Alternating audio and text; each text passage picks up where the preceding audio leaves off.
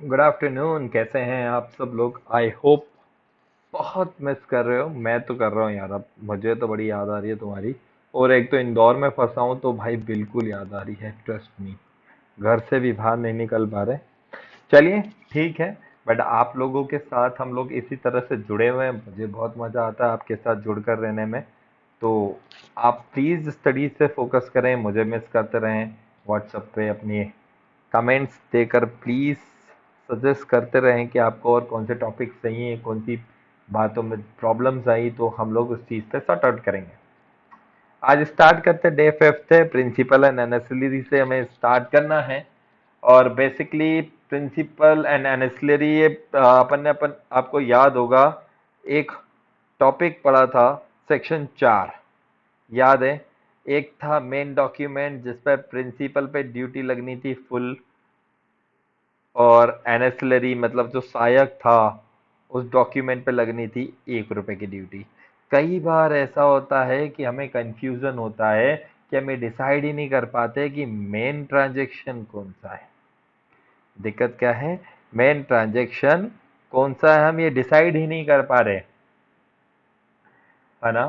तो यहाँ पर हमारा प्राइमरी ऑब्लिगेशन, हमें इसलिए, और हमें डिसाइड क्यों करना है ताकि हम ये चेक कर पाएं कि ड्यूटी किस पर देनी है। मान लो आपका जो प्राइमरी ऑब्लिगेशन है, मतलब प्रिंसिपल ट्रांजैक्शन, प्राइमरी ऑब्लिगेशन ऐसा है जिस पर स्टाम्प ड्यूटी नहीं लगती, वो स्केड्यूल 1 में फ्री है, स्टाम्प ड्यूटी नहीं लगती। और एनेसिलरी ऐसा है जिस पर लगती है, एनेसिलरी पर स्टाम्प ड्यूटी चार्ज होती है। इस पर लगती है, इस पे नहीं लगती है। तो ऐसी सिचुएशन में आपको एनएसलरी पर भी स्टाम्प ड्यूटी देने की जरूरत नहीं है। समझ में आया? मतलब प्राइमरी ऑब्लिगेशन ऐसा है जिस पे स्टाम्प ड्यूटी लगता ही नहीं है, तो उसका जो सहायक है एनएसलरी, उस पर भी आपको स्टाम्प ड्यूटी देने की जरूरत नहीं है, भले ही उस पर स्टाम्प ड्यूटी क्यों ना लगती हो। तो अगर आपका मेन ट्रांजैक्शन पे स्टाम्प नहीं लगता ना, तो आपको जो एनएसलरी है उस पर भी स्टाम्प देने की जरूरत नहीं है, आप दोनों जगह से बच जाओगे। लेकिन मेन पे लगता है, एनएसएलआरई पे नहीं लगता है, तो आपको स्टाम्प देना ही है। फॉर एग्जाम्पल, मैं चलिए एक एग्जाम्पल लेता हूं। शर्मा जी ने वर्मा जी के साथ एक कॉन्ट्रैक्ट किया। शर्मा जी ने वर्मा जी के साथ क्या कॉन्ट्रैक्ट किया? रॉ मटेरियल सप्लाई का। कॉन्ट्रैक्ट किसका था? Raw material supply. Main agreement क्या है? Raw material supply. और इसी कॉन्ट्रैक्ट में हमने एक और कॉन्ट्रैक्ट करा, आर्बिट्रेटर एग्रीमेंट, कि अगर फ्यूचर में कभी डिस्प्यूट हो गया तो हम कहाँ जाएंगे? आर्बिट्रेटर के पास।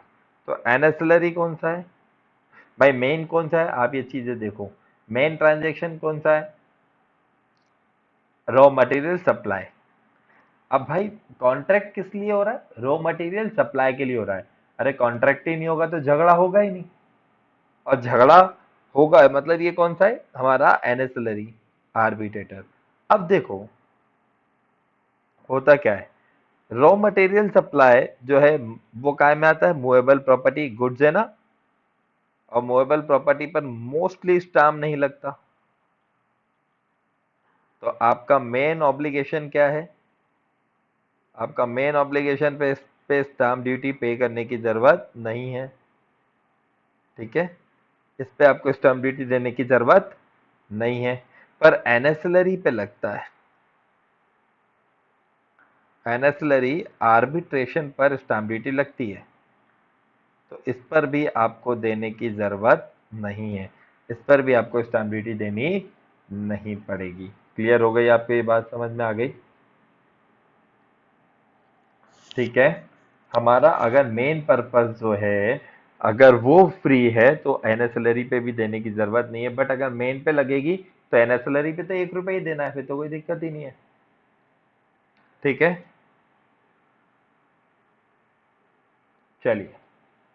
इसमें एक और टॉपिक है, पार्टनरशिप की बात करी है इसने। एग्जाम्पल एक और ले देता हूँ। पार्टनरशिप फर्म का डिसॉल्यूशन हुआ,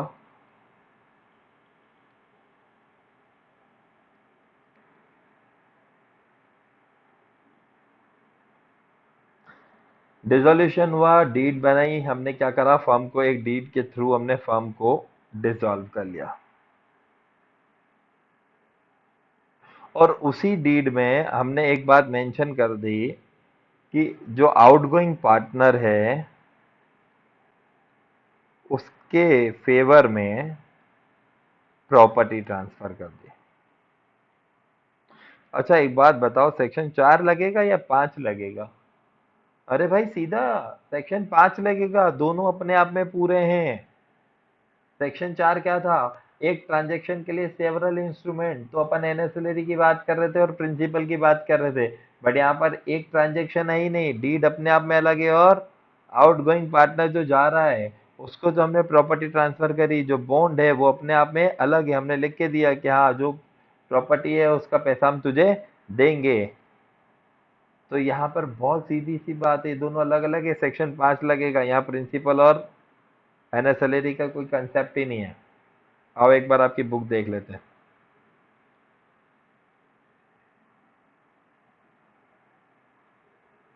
If an instrument primary with reference to primary object is exempted, then the stamp duty cannot be charged mere because matter ancillary, उस पे भी नहीं लगेगी, ठीक है।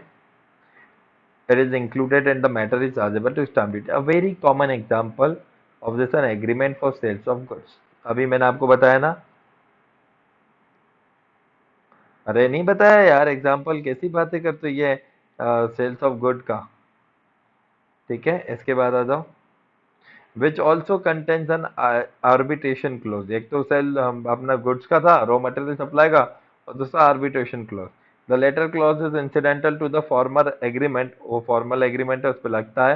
वेरा डीड अब यहाँ पर खत्म हो गई बात, इसने एग्जाम्पल यहाँ खत्म करा, और यहाँ पर इसने एक और चीज बोली,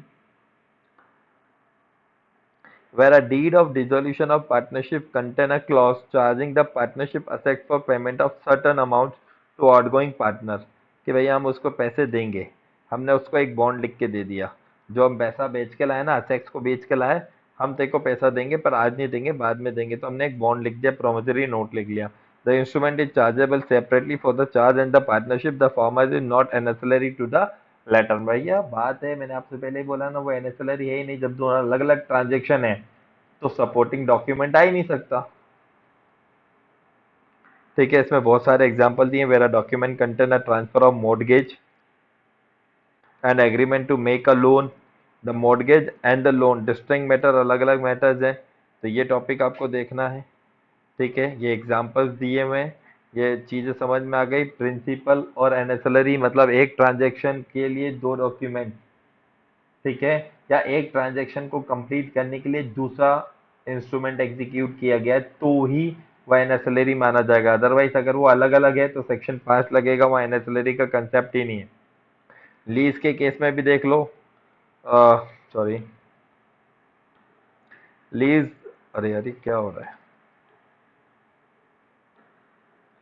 इफ इन अ ली, अरे यार I am so sorry, if in lease there is also an agreement to pay a certain sum on account of the balance of previous year, the document is chargeable। पिछला देना था, lease एक अलग है और bond एक अलग है। अगर लीज है reserving separately rent for house and rent for furniture, दोनों अलग अलग बातें हैं भाई, दोनों पर अलग अलग चार्ज देना पड़ेगा, ठीक है। अब इसके बाद आ जाओ instrument, instrument coming with several description पे, सेक्शन 6, ये इंपॉर्टेंट सेक्शन है, ये अच्छे से आ गया। चलिए,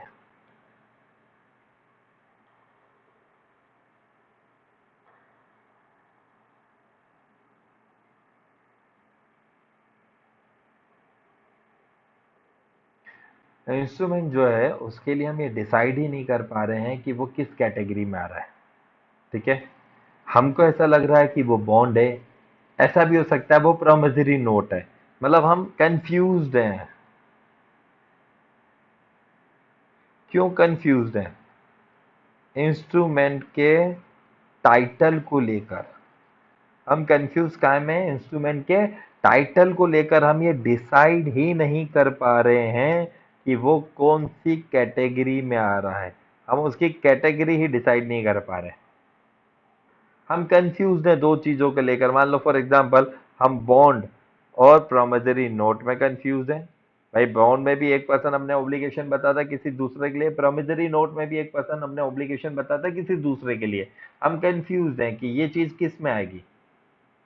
तो ऐसे में कहा गया है, एक काम करो, जिन दो चीजों के बीच में कंफ्यूज है या तीन चीजों के बीच में कंफ्यूज है, उनमें से जो ज्यादा हो, ठीक है, जहां पर हाईएस्ट ड्यूटी हो वो भर दो। गवर्नमेंट बहुत शाना है बाबा, उसने लोवेस्ट ड्यूटी की बात नहीं करी, बोले जहां पर ज्यादा स्टैम्प ड्यूटी लगे ना वो पे कर दो।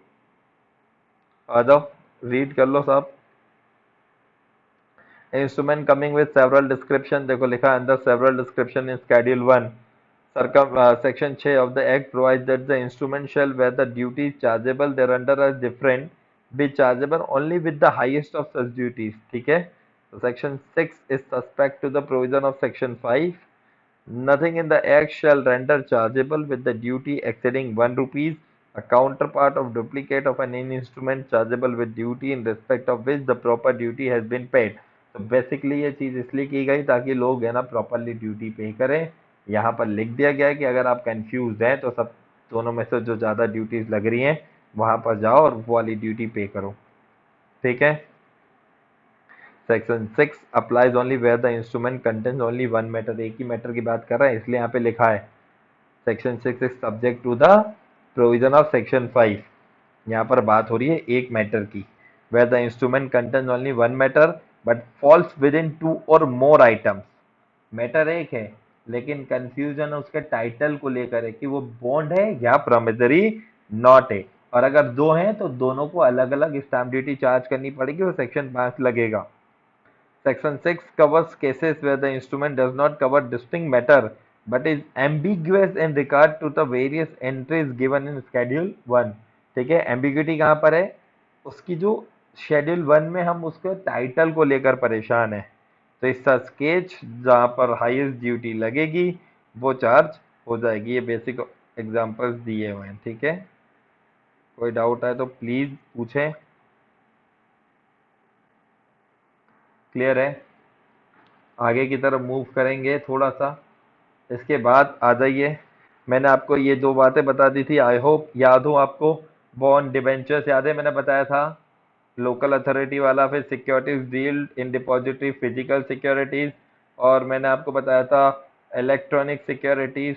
फिजिकल पे इशू करते वक्त तो बहुत कम लगती थी और सेल करते वक्त ज़्यादा, इलेक्ट्रॉनिक में एक ही बार लग जाती थी। ये सारी चीज़ें प्लीज़ रीड इट। इसके बाद कॉरपोरेट एंड डीम्यूचुअलाइजेशन स्कीम आपको सिक्योरिटी लॉ में बताई जाएगी आपके फैकल्टी के थ्रू। अभी विद्यालय में जहाँ हम बात कर रहे हैं, जहाँ मेरे स्टूडेंट्स हैं, वहाँ की जो करंट फैकल्टी हैं, हमारे सर हैं अमन जैन सर, तो प्लीज़ कांटेक्ट हिम, बहुत अच्छे से बता देंगे। कॉर्पोराइजेशन एंड डीम्यूचुअलाइजेशन स्कीम उनसे पूछ लेना, कोई दिक्कत है मैं बैठा हूँ। Reduction, रेमिशन and compounding of duties की बात करेंगे। चलिए, रिडक्शन, रेमिशन और कंपाउंडिंग ऑफ ड्यूटीज क्या होता है भाई, सीधी सी बात है, सुन ले पप्पू। अपने गवर्नमेंट होती है ना, उसके पास सारे अधिकार होते हैं, तो गवर्नमेंट को कुछ बोल ही नहीं सकते आप। सेक्शन रिडक्शन के लिए सेक्शन 9 कहता है, क्या कह रहा है सेक्शन 9, कि सेंट्रल गवर्नमेंट को सेक्शन 9 एम्पावर करता है कि भैया आप ऑफिशियल गैजेट में, कौन से गैजेट में, ऑफिशियल गैजेट में पब्लिकेशन के थ्रू, पब्लिकेशन के थ्रू किसी भी कंपनी या किसी भी पर्सन की ड्यूटी को रिड्यूस कर सकते हो, रिडक्शन, रेमिशन, उसकी कंपाउंडिंग कर सकते हो, मतलब कम कर सकते हो, माफ कर सकते हो। दो केसेस हैं तो उन दोनों की जोड़कर एक इकट्ठी पैसे ले सकते हो। ये सारे पावर सेंट्रल गवर्नमेंट को सेक्शन 9 ने दे दिए। सेंट्रल गवर्नमेंट, गवर्नमेंट मतलब सेंट्रल और स्टेट दोनों को, empowers the government, central or the state as the case may be, to reduce, remit, prospectively, even retrospectively, पिछली कोई लिए तो वो भी माफ कर सकते हैं, the duties payable on the instrument or class of instruments in favor of particular class of person किसी एक पर्सन के फेवर में जहां गवर्नमेंट सेटिस्फाइड हो। Member of such class section 9 also empower central government to provide the composition or consolidation of duties of policies of insurance and in the case issued by incorporate companies। तो भाई सीधी सी बात है, government के पास पूरा power है, वो कुछ भी कर सकता है, वो आजाद पंछी है। बोलो क्या है गवर्नमेंट? आजाद पंछी। अब हम बात करेंगे अच्छे टॉपिक की। अभी तक हम बात कर रहे थे टाइम पास टॉपिक्स की।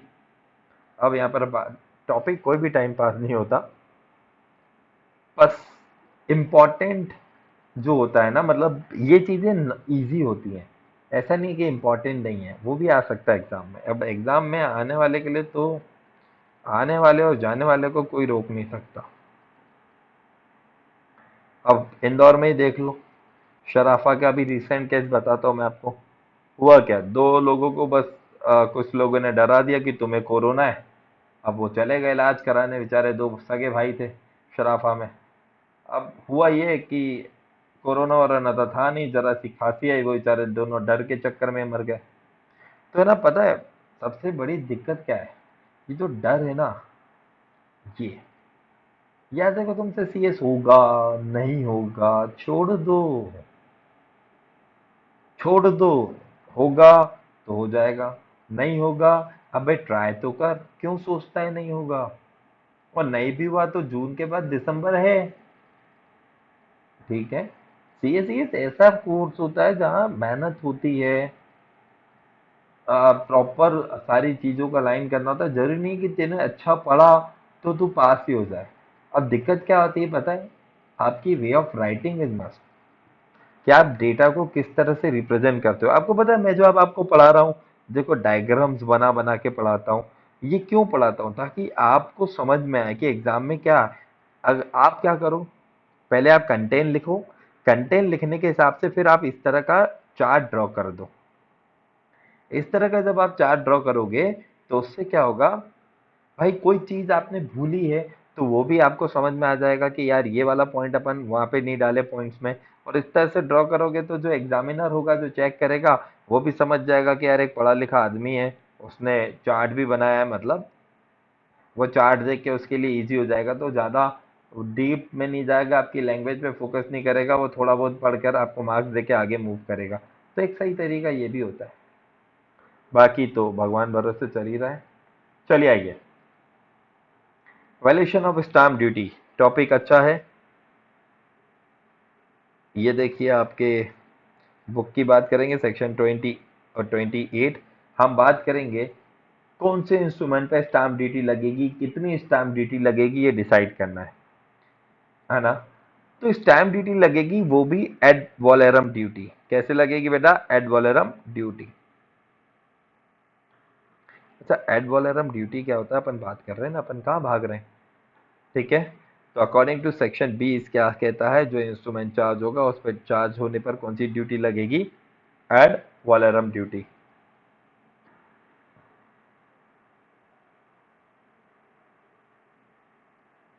इंस्ट्रूमेंट पर ड्यूटी कैसे लगेगी? एड वॉलेरम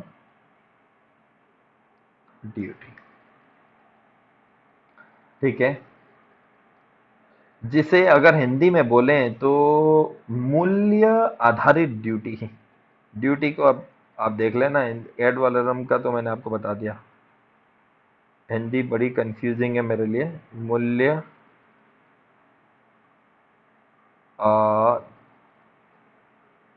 आधारित ड्यूटी, अब ऐसे ही लिख रहा हूँ भाई, चलो यार आओ समझ में आ जाएगा। तो कौन से इंस्ट्रूमेंट पे कितनी स्टाम्प ड्यूटी लगेगी, हम इसका वैल्यूएशन कर रहे हैं ताकि हम स्टाम्प ड्यूटी पे कर सकें। तो सेक्शन 20A कहता है, 20 क्या कह रहा है? सेक्शन 20 कहता है ड्यूटी जो लगेगी वो कैसे लगेगी? एड वॉलेरम ड्यूटी लगेगी। एग्जाम्पल मान लो भाई, मैंने 50 लाख रुपए में मकान बेच, 10% ड्यूटी लगेगी। तो मैंने मकान कितने में, मैंने हाउस प्रॉपर्टी बेची, हाउस प्रॉपर्टी कितने में बेची? 50 लाख। तो ये जो वैल्यू है ना, इस पर स्टाम्प ड्यूटी लगेगी। और ड्यूटी मान लो 10% है, तो कितनी हुई? 5 लाख रुपीस की ड्यूटी पे करनी पड़ेगी। एड वैलोरम मतलब मूल्य आधारित ड्यूटी। तो जितना मूल्य है ना चीज का, जितना प्राइस है ना, उस प्राइस पर ड्यूटी लगेगी। टैक्स किस पे लगेगा? प्राइस पर। इसे हम कंसिडरेशन भी बोल सकते हैं। क्या बोल सकते हैं? कंसिडरेशन पर। भाई मैंने आपको हाउस प्रॉपर्टी दी, उसके बदले में मुझे जो जो मिला वो मेरे लिए क्या है? कंसिडरेशन है। तो अब उस कंसिडरेशन पर क्या लगेगी? मुझे ड्यूटी लगेगी। समझ में आई मेरी बात? चलिए अब अच्छे से पढ़ाता हूँ और अच्छे से समझते हैं। मान अच्छा हाँ, ये एक बड़ा सौदा हो गया आजकल मार्केट में। आजकल हम फॉरेनर भी प्रॉपर्टीज खरीदता है इंडिया में, तो उस पे स्टाम्प कैसे लगेगा? चलो एक टॉपिक है। अकॉर्डिंग टू सेक्शन 21 अपना 20 है, अपन पहले 20 देख लेते हैं। पहले हम बात कर रहे हैं फॉरेन करेंसी की। In respect of any money express in currency की बात है ना।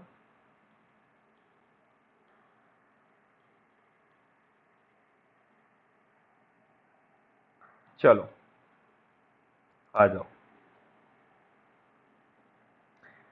भाई। एक इंस्ट्रूमेंट है, ठीक है, जो हमने एक इंस्ट्रूमेंट ड्रॉ किया है फॉरेन करेंसी में। इंस्ट्रूमेंट कौन सी करेंसी में ड्रॉ हुआ है?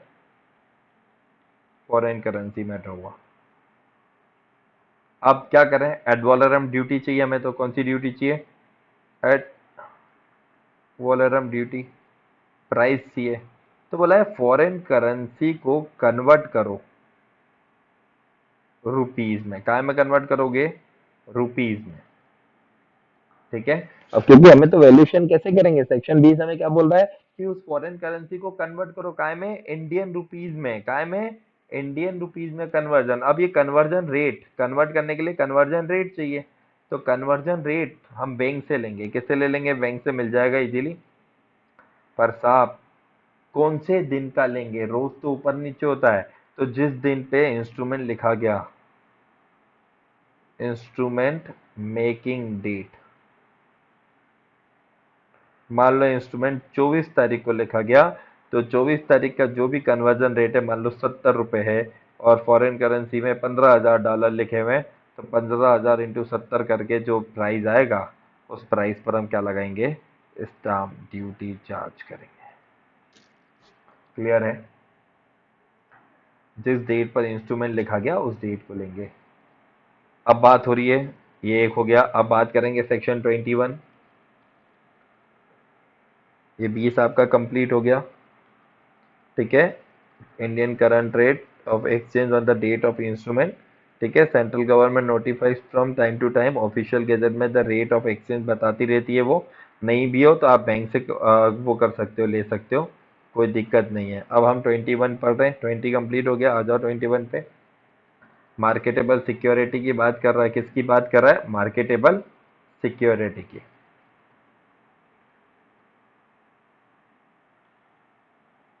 राइटिंग पे नहीं जाने का बोल दिया ना। अब सिक्योरिटी मतलब क्या?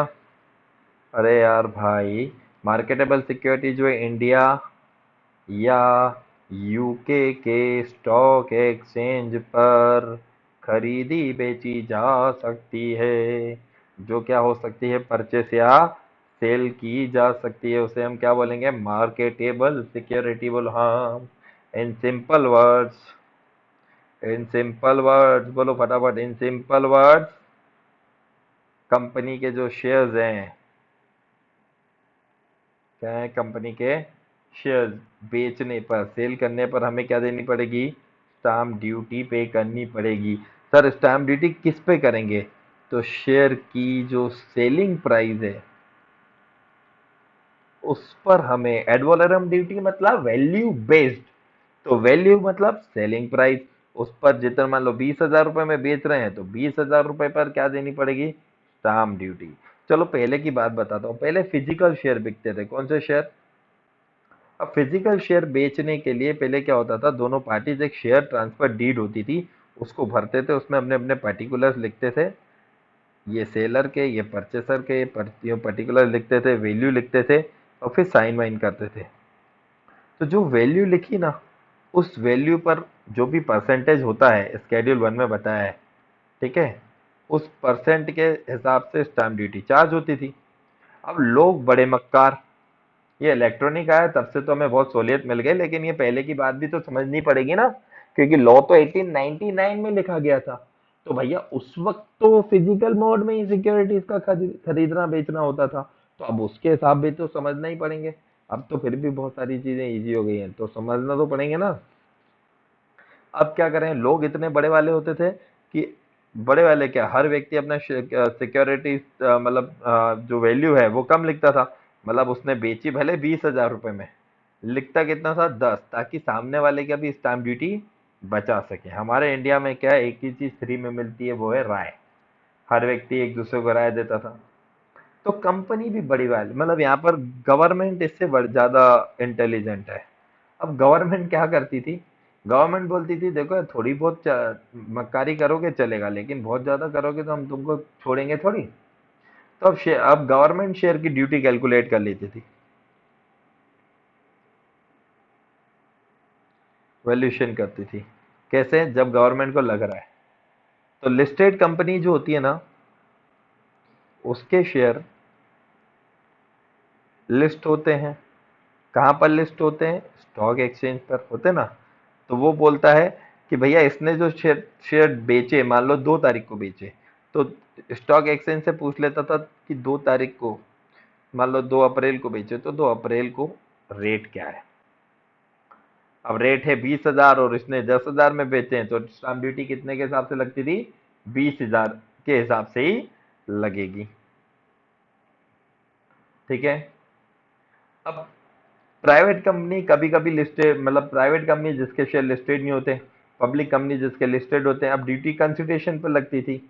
अब हम तो ड्यूटी बचाने के लिए वैल्यू कम लिखते थे, मार्केट में मान ले प्राइस 200 का है, हमने लिख दिया 150। अब नॉर्मली थोड़ा बहुत फ्लक्चुएशन है ना भाई, 195 या 205 रुपए लिखा वो चलता है, कोई दिक्कत नहीं है। अब ज्यादा करोगे तो गलत है, तो लिस्टेड कंपनी उस दिन उस शेयर की प्राइस क्या थी उस पर स्टैम्प ड्यूटी लगा देती है। अगर शेयर लिस्टेड नहीं, भाई अब लिस्टेड है तो उसके हिसाब से प्राइस मिल ही जाती है, पर अब शेयर लिस्टेड नहीं है, अनलिस्टेड है भाई। अब बड़ी दिक्कत हो गई अनलिस्टेड के केस में। तो यहां पर जैसे मान लो ए ने बी को सेल की है, अब शेयर की प्राइस इसने मान लो 200 रुपए में की है, और गवर्नमेंट को लग रहा है कि नहीं शेयर की प्राइस तो ज्यादा होनी चाहिए, इसने कम बेचे। तो गवर्नमेंट देखेगी इंडिया में उस डे पर, सेम डे पर किसी अदर पर्सन ने भी, भाई इन्होंने मान लो रिलायंस के शेयर खरीदे बेचे है ना, तो किसी अदर पर्सन ने रिलायंस के शेयर खरीदे क्या, तो जिस प्राइस पे इसने खरीदे उस प्राइस से मैच कर पे इस पे क्या लगाई जाएगी, स्टैम्प ड्यूटी चार्ज की जाएगी। और मान लो इसने कम पे खरीदे तो इस पे ज्यादा लगाई जाएगी। क्लियर है। अब एक सिचुएशन और आती है, हाय रे मेरी किस्मत, मान लो फॉर एग्जाम्पल उस दिन ए नहीं ट्रेड किया और इंडिया में किसी भी व्यक्ति ने ट्रेड नहीं किया। अब क्या करें, मान लो 2 अक्टूबर है, मार्केट बंद था तो किसी ने ट्रेड ही नहीं किया, तो अब क्या करें, अब फाइनल प्राइस डिटरमाइन कैसे करें, क्योंकि हमें तो लग रहा है कि इसने बेईमानी करी है। अब इसके इसने ट्रेड किया है, यहाँ पे किसी ने ट्रेड ही नहीं किया है, फाइनल प्राइस डिटरमाइन करनी है। तो फिर हम लेंगे सीएस की हेल्प। सीएस है ना, एग्जीक्यूटिव में एक चैप्टर पढ़ के आता है, वैल्यूएशन ऑफ शेयर, उसकी हेल्प लेंगे। लेकिन अगर सीएस की हेल्प भी पॉसिबल नहीं है, तो फिर मिनिमम फेस वैल्यू को पकड़ लेंगे। हम क्या पकड़ लेंगे, मिनिमम फेस वैल्यू पर स्टाम्प ड्यूटी चार्ज करेंगे। तो इन शॉर्ट कहने का मतलब ये है कि फिजिकल, अब देख इलेक्ट्रॉनिक में तो क्या at the time of issue charge कर दी जाती है, और फिर फर्दर तो होती नहीं है। फिजिकल में ऐसा होता था कि भैया जो फिजिकल के अंदर क्या होता था, देखो लिस्टेड कंपनी के केस में हम लिस्टेड कंपनी स्टॉक एक्सचेंज से पूछ लेते थे भैया क्या प्राइस है। पर ऐसी सिचुएशन में मान लो अनलिस्टेड है, तो ए ने बी को बेचा, अब गवर्नमेंट को लग रहा है कि नहीं प्राइस ज़्यादा होना चाहिए, उसने कम लिखा है। तो गवर्नमेंट देखती थी इंडिया में और कोई नालायक है क्या जिसने उसी दिन पर खरीदी बेची करी, अगर है तो उसके प्राइस से मैच करके स्टाम्प ड्यूटी चार्ज कर लेती थी। अब मान लो कि उस दिन ऐसा कोई नालायक नहीं मिला, तो फिर बोला गया ऐसी सिचुएशन में हम सीएस की हेल्प ले लेंगे। तो CHKL भी पॉसिबल नहीं है, तो मिनिमम फेस वैल्यू तो पकड़ के ही चलेंगे। तो फाइनली ये होगी एड वैलोरम ड्यूटी। आ जाओ भैया देख लो, ये 21 आपको पढ़ना है। ठीक है, मार्केटेबल सिक्योरिटी डिफाइनिंग सेक्शन इसमें बता दिया गया है। यहाँ पे वेदर शेयर्स और stocks are not quoted on any stock exchange, the valuation based upon the average of the latest private transaction, वो मतलब same day, which can generally be ascertained from the principal officers concerned companies and corporations। Please इसे एक बार अच्छे से read कर लेना, same चीज है जो अपन ने अभी डिस्कस कर ली है। और कोई प्रॉब्लम्स आए तो बताना। हम बात करेंगे अब सेक्शन 23 की।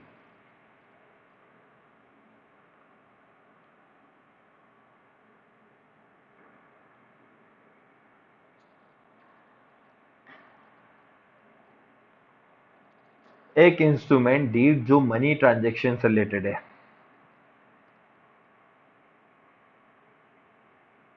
इंस्ट्रूमेंट डीड किससे रिलेटेड है? मनी ट्रांजेक्शन से। आ जाओ, अब मान लो फॉर एग्जांपल देता हूं, शर्मा जी ने एक प्रोमिसरी नोट लिखा वर्मा जी को। क्या दिया? प्रोमिसरी नोट, कि मैं तुम्हें इसके बदले में मुझे आप क्या दे दो, 1 लाख रुपया दे दो, और मैं 1 साल बाद, 1 ईयर का प्रोमिसरी नोट है, मैं 1 साल बाद तुम्हें विथ इंटरेस्ट, कौन से विथ इंटरेस्ट, ये पैसा लौटाऊंगा 1,12,000 रुपये। तो स्टाम्प ड्यूटी कितने पे लगेगी? ये 1 लाख पे लगेगी या 1,12,000 पे लगेगी? बोलो।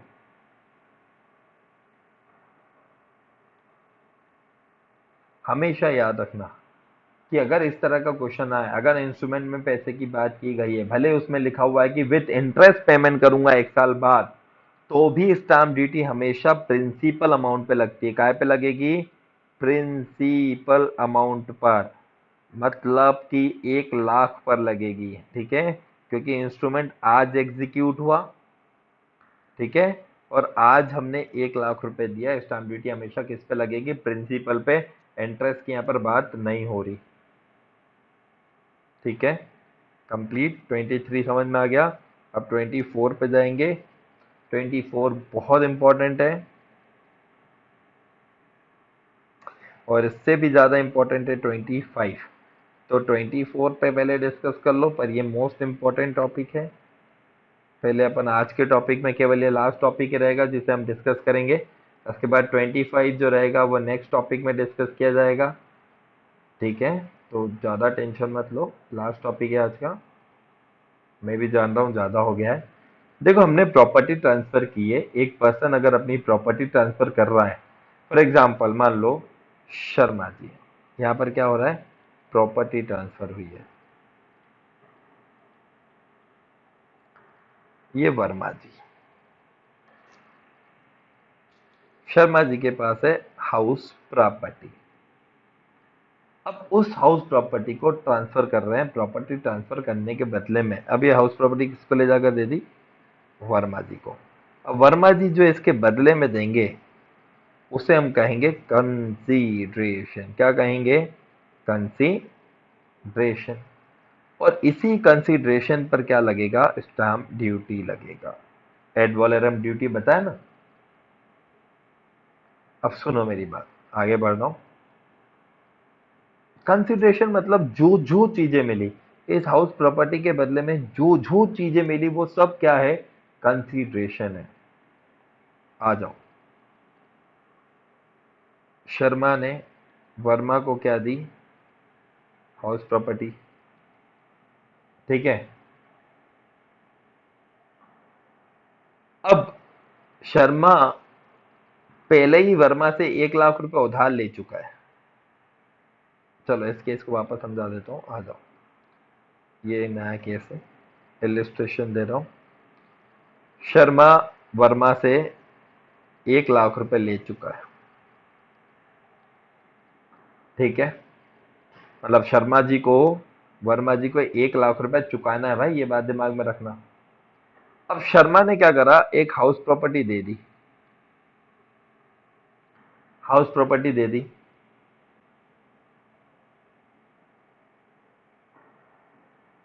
अब वर्मा ने अपनी 1 लाख की जो रिकवरी थी ये वेव कर दी। उल्टा वर्मा ने यहां पर 50,000 रुपये और दिए। 1 लाख की रिकवरी वेव कर दी और 50,000 रुपये और दिए। तो स्टाम्प कितने लगेगा, स्टाम्प ड्यूटी कितने रुपए पे चार्ज होगी? ये 50,000 पर कि 1,50,000 पर? तो भाई मैंने बोला था ना, कंसिडरेशन में जो जो मिले उस पर ड्यूटी लगेगी। तो डेब्ट सेटिस्फाइड हुआ एक तो वो, और दूसरा जो नगद मिला वो। तो टोटल मिलाकर 1,50,000 रुपये पर यहाँ पर आपको ड्यूटी पे करनी पड़ेगी। तो यहाँ पर आप लिख लो कि प्रॉपर्टी के अगेंस्ट जो कंसिडरेशन मिला, ठीक है, लाइक डेब्ट सेटिस्फाइड हुआ, हो रहा है, प्रिंसिपल प्लस, यहाँ पर प्रिंसिपल तो है ही है, प्लस मान लो इस 1 लाख का 12,000 रुपये ब्याज भी ड्यू हो चुका है, तो ये 12,000 भी लेने हैं। मैंने यहाँ 23 में क्या बोला कि 1 साल बाद दूंगा, और आज कितने पे लगेगी? 23 में तो आज 1 लाख पे लगेगी। लेकिन अगर यहाँ पर इंटरेस्ट ड्यू नहीं हुआ था, 23 में इंटरेस्ट ड्यू नहीं हुआ, इंटरेस्ट ड्यू होगा फ्यूचर में, इसलिए वहां पे मैंने छोड़ दिया था। लेकिन मैं यहाँ बात कर रहा हूँ, अगर इंटरेस्ट ड्यू हो चुका है तो वो भी हमारा राइट है। प्रिंसिपल हो, इंटरेस्ट ड्यू हो चुका है, अगर वो ड्यू है तो उसको भी हम काउंट कर लेंगे, और उस पर भी क्या होगा, कोई स्टॉक ट्रांसफर किया है तो वो भी काउंट किया जाएगा। मैं अभी एग्जांपल दूंगा आपको। हम सबको क्या मानेंगे? कंसिडरेशन मानेंगे, और उस टोटल कंसिडरेशन पर हम स्टाम्प ड्यूटी चार्ज करेंगे। ठीक है, आगे बढ़ें, एग्जांपल्स देखें, आओ। चोपड़ा जी जो हैं वो भल्ला जी को 1 लाख रुपए देने वाले हैं। मतलब भल्ला से ये 1 लाख रुपए उधार ले चुके हैं। कितने? 1 लाख रुपए। अब इस 1 लाख पर ये तो प्रिंसिपल है, अब ये 12,000 रुपये इंटरेस्ट भी ड्यू हो चुका है, तो टोटल हो गया 1,12,000।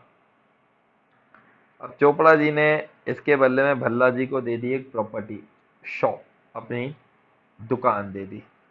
अब भल्ला जी ने ये 1,12,000 रुपये वेव कर दिए, और इसके बदले में और भी दे दिया। मतलब ये तो वेव हो गए, उल्टा यहां पर 90,000 रुपये और दे दिए गए, या अपन इसको 88,000 पकड़ लेते हैं। 88,000 उल्टा दिए, ठीक है, ये भल्ला जी ने। तो स्टाम्प ड्यूटी चार्ज होगी 2 लाख पर। कैसे 2 लाख? तो 1,12,000 तो वेव जो हुआ, प्रिंसिपल प्लस इंटरेस्ट, और 88,000 वो, तो ये हो जाएंगे 2 लाख पर स्टाम्प ड्यूटी चार्ज करेंगे। क्लियर है? एक और, ये भी केसेस है, एक एग्जांपल और देता हूं। ए को 10,000 देने बी को, ठीक है, मतलब इसने 10,000 उधार लिए हुए हैं बी से। 10,000 रुपए देने हैं। अब यहां पर ए ने अपनी एक प्रॉपर्टी दे दी बी को, और बी ने ये 10,000 रुपये वेव किए,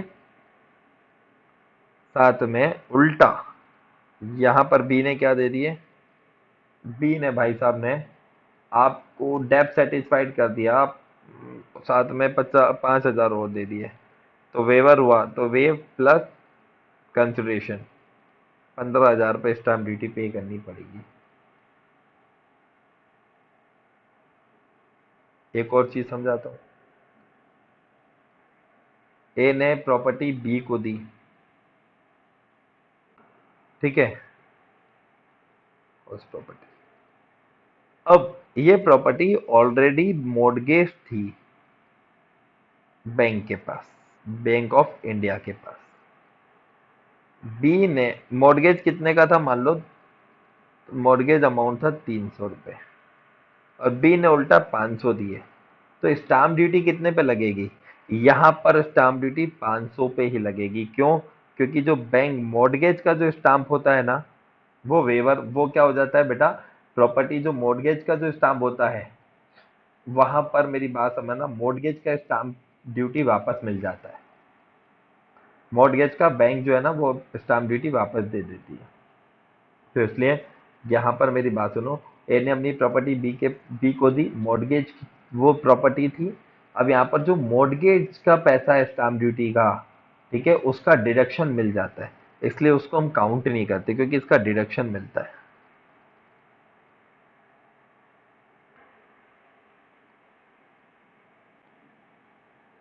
इसका डिडक्शन है, इसलिए हम इसे काउंट नहीं करते। तो ये बैंक का जो मॉर्गेज होता है ना, इस पे हमें ड्यूटी का डिडक्शन मिलता है, इसलिए हमने यहाँ क्या काउंट करा,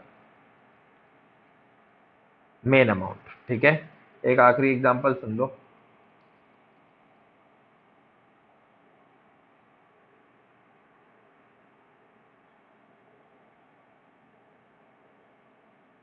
चलिए आइए, ए ने प्रॉपर्टी दी बी को, और बी से लिए 500, क्या दी, हाउस प्रॉपर्टी, और बी से उल्टा 500 रुपये ले लिए। अब जो प्रॉपर्टी थी वो मॉर्गेज थी सी के पास, ये किसके पास थी, सी के पास, 1000 रुपए के लिए। ठीक है, और इस पे अनपेड इंटरेस्ट था, मतलब सी को इंटरेस्ट भी लेना तो 200 रुपए का।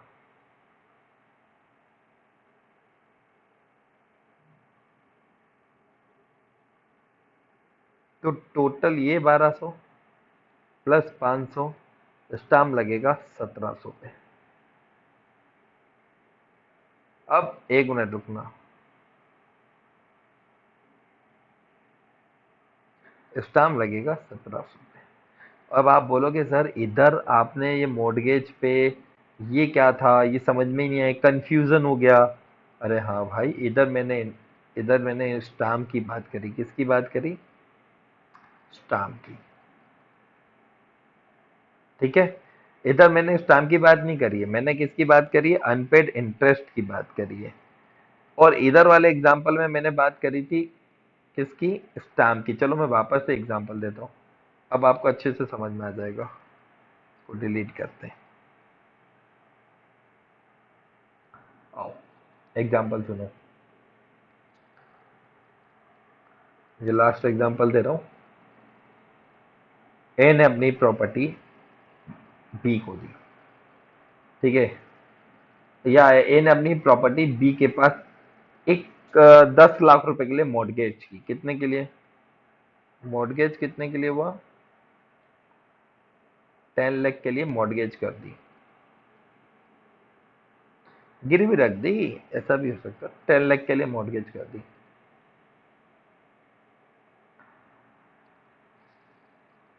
या आप 10 लाख, ठीक है, हाँ 10 लाख के लिए मॉर्गेज कर दी, मॉर्गेज की 10 लाख रुपए के लिए।